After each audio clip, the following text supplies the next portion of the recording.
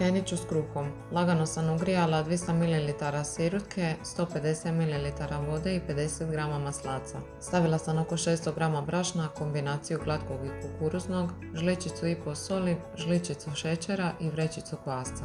Danas je za ručak nekakav složenac od tikvica.